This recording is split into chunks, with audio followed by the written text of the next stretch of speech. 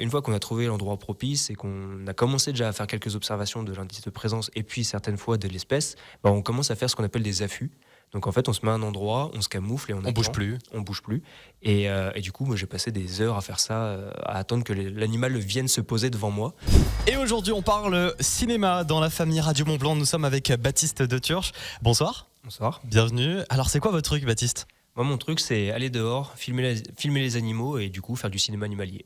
Alors, ce film, il s'appelle Le Paris. Il est sorti. C'est quoi ce Paris ? Justement, de quoi ça parle, ce film ? Alors oui, le Paris, c'est mon deuxième film en tant que réalisateur professionnel. Il est sorti là en janvier, donc le 11 janvier dernier. Et le pari du film, c'était de faire un film animalier en montagne sur 5 espèces de plus en plus rares et menacées, et tout ça en un an. Ah ouais, quand même. Ouais, Un an de tournage, c'est énorme. Et en vrai, le film, je l'ai fait complètement en moins d'un an. Donc il y a aussi la partie montage. Bien sûr. Et du coup, j'ai fait plutôt un gros printemps de tournage. Et voilà. Alors, pourquoi un film sur ces 5 espèces C'est quoi, du coup, ces espèces qu'on voit dans le film ? Alors, les espèces, si je dis les galliformes de montagne.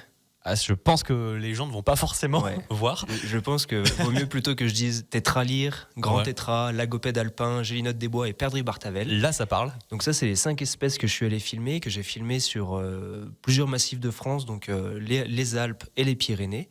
Et en fait, pourquoi ce film-là tout simplement parce que j'ai une grosse passion pour la faune des montagnes, etc. Et d'un point de vue assez sentimentale. Le tétralyre, c'est une espèce auquel je tiens énormément.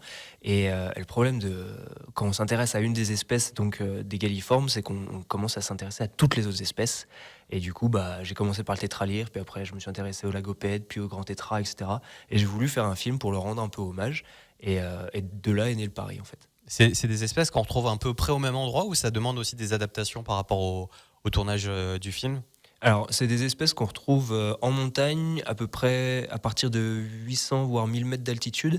Et en fait, chacune de ces espèces-là a vraiment a vraiment son biotope propre. D'accord. On va d'abord commencer en termes d'altitude avec la gélinote des bois et le grand tétra. Puis après, on va aller un peu plus en altitude pour trouver le tétralyre. Donc là, on va passer la limite des arbres. Et ensuite, on va aller encore plus haut en altitude, sur les sommets, vers 2000 mètres d'altitude pour aller chercher le lagopède alpin et la perdrix bartavel. Je rappelle donc que Baptiste de Turche est avec nous dans le studio de la famille Radio Mont Blanc. Il est réalisateur de films animaliers. Ce film s'appelle Le Paris. Alors, ces 5 espèces, elles sont un peu en voie de disparition.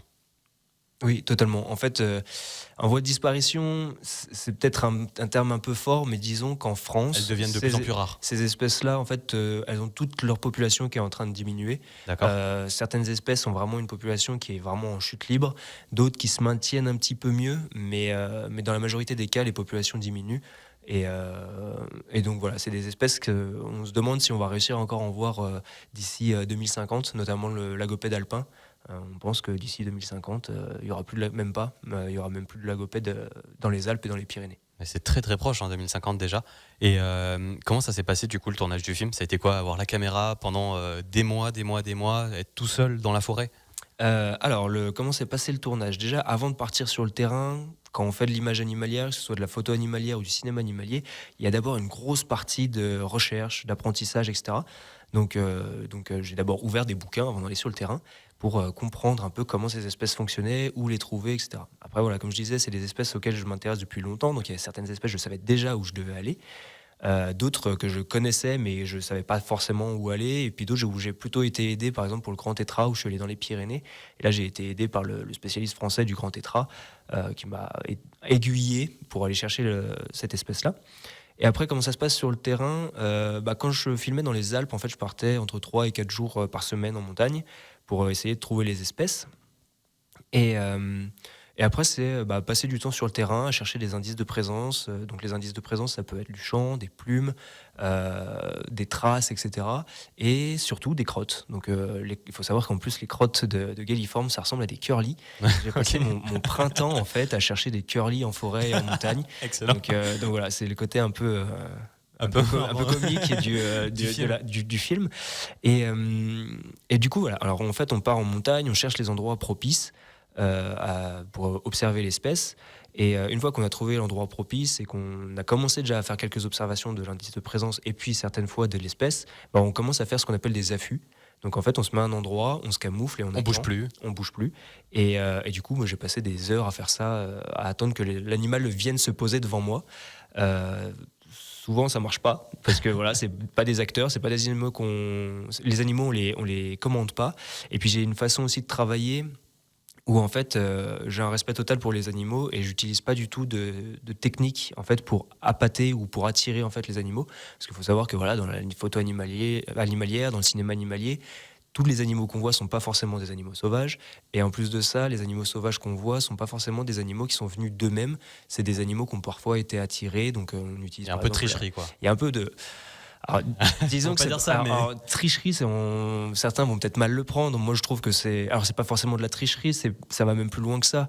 Mais disons que c'est une technique pour faire des images. D'accord. Qui est utilisée. Moi, disons que je suis un petit peu immersion dans la nature totale. Ouais, je suis un petit peu extrême avec ces techniques-là. Je veux pas du tout les utiliser. Je trouve que ça crée beaucoup de dérangements. En plus, ça met en danger les espèces. Donc, c'est quelque chose que je n'utilise pas du tout. Après, chacun fait ce qu'il veut. Mais donc voilà. Voilà. Pour le terrain, je pars avec mon matos, donc le sac rempli à bord. Je monte en montagne, je reste plusieurs jours ou alors je fais des allers-retours et je m'immerge complètement dans la nature pour essayer de faire des images de ces animaux-là. Donc en forêt, en montagne, dans les alpages, etc. Et ce que vous m'aviez dit juste avant l'interview, c'est qu'au bout d'un moment, quand on reste des semaines dans la nature, en montagne, c'est qu'on commence vraiment à s'habituer et on entend plus de choses, on voit plus de choses. Ouais, en fait, quand on est en vallée, quand je parle de la montagne, parce que voilà, on est dans la montagne, quand on est en vallée, le sens qu'on utilise le plus, c'est la vue. La vue, elle est ultra sollicitée tout le temps, et du coup, on se concentre sur ce sens-là. Sauf que quand on est dans la nature, les animaux, et même nous, du coup, a fortiori, les animaux utilisent d'autres sens, et notamment les oiseaux utilisent énormément l'ouïe, la vue, mais surtout l'ouïe. Et quand on est en montagne et quand on est en forêt, quand on s'immerge pendant longtemps, ces sens-là, quand on se concentre un peu, ces sens-là reviennent et prennent plus de place.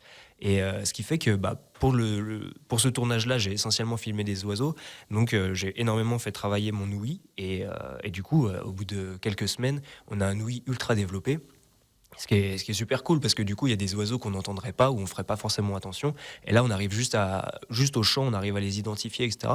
Et pareil, en fait, l'odorat se développe énormément aussi quand on est en forêt, et déjà on sent la forêt parce que la forêt a une odeur, toutes les forêts ont une odeur particulière. On va sentir aussi l'odeur du rhododendron qui est au soleil, l'odeur des myrtillers, l'odeur du sapin qui est avec la sève qui est en train de couler. Et puis d'un point de vue purement technique pour le travail, ça permet aussi de détecter des animaux. Par exemple, au bout de plusieurs semaines à être dehors et à être bien immergé, à m'être bien concentré sur l'odorat, je peux sentir une piste de renard à 30 mètres ou des trucs comme ça, quoi. Enfin, énorme. Ça permet vraiment de s'immerger, et en fait on retrouve ce caractère vraiment animal, mammifère qu'on a en nous. C'est ça, et qu'on utilise d'autres sens, quoi. Merci beaucoup pour cette petite explication et cette immersion, Baptiste de Turge. Donc je rappelle que ce film, il est à voir un peu partout. Le film, il s'appelle Le Paris. Si vous voulez retrouver justement toute son aventure, 50 minutes de film quasiment, c'est ça à peu près, 50 minutes de film. Le Paris à voir dans les cinémas de la région. Tout ça, c'est sur votre site internet, j'imagine. Ouais, c'est ça. Sur le site internet, c'est baptistedeturge.com. On peut tout retrouver dessus. Et puis c'est un film que vous avez fait surtout tout seul. Vous avez été tout seul de A à Z.